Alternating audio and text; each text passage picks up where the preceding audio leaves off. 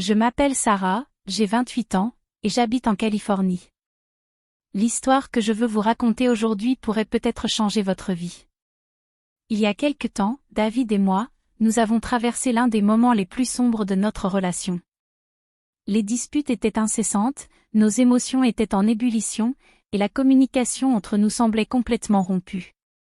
C'est à ce moment-là que nous avons découvert un guide précieux intitulé « Communication en panne, barrières courantes et comment les surmonter ». Ces 12 conseils essentiels ont transformé notre relation, et je tiens à les partager avec vous, car ils ont le pouvoir de changer la vie des couples en détresse.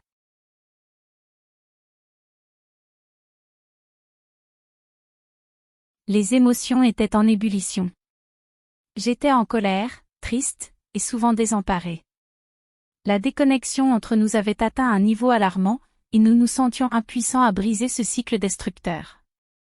C'était alors que nous avons trouvé le guide « Communication en panne, barrières courantes et comment les surmonter ». Ces 12 précieux conseils étaient comme une bouée de sauvetage dans notre océan de détresse relationnelle.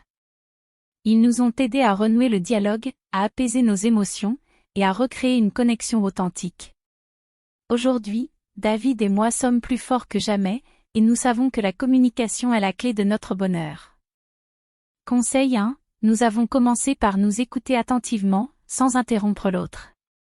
Cette simple pratique a été la base de notre transformation. En prenant le temps d'entendre ce que l'autre avait à dire, nous avons pu mieux comprendre les sentiments et les besoins de chacun, ce qui a renforcé notre empathie. Conseil 2. Nous avons adopté une communication ouverte et honnête. Cela signifie que nous avons cessé de nous accuser mutuellement.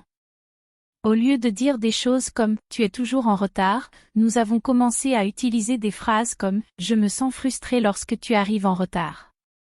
Cela a ouvert la porte à des discussions plus constructives. Conseil 3. Apprendre à exprimer nos émotions sans jugement a été un grand pas en avant.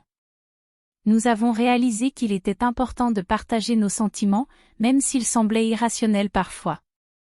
Cela nous a permis de nous rapprocher émotionnellement. Conseil 4. Nous avons instauré des moments dédiés à la communication. Ces instants nous ont permis de discuter de nos préoccupations sans distraction extérieure. Ils ont renforcé notre engagement envers une communication ouverte et significative.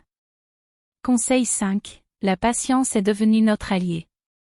Nous savions que le changement prenait du temps, et il était essentiel de ne pas se décourager lorsque les résultats n'étaient pas immédiats. Conseil 6. Nous avons appris à reconnaître nos erreurs et à nous excuser lorsque c'était nécessaire. Cette humilité a renforcé notre confiance mutuelle. Conseil 7. Établir des limites claires dans nos conversations a été crucial. Cela a amélioré notre compréhension mutuelle et a empêché les disputes de déraper. Conseil 8. La pratique de l'écoute active est devenue une habitude précieuse. Nous avons appris à réfléchir aux mots de l'autre avant de répondre, ce qui a renforcé notre compréhension mutuelle. Conseil 9. Nous avons compris que le respect mutuel est essentiel pour une communication saine. En traitant l'autre avec dignité, nous avons créé un environnement de confiance. Conseil 10. La gestion du stress a été un point focal.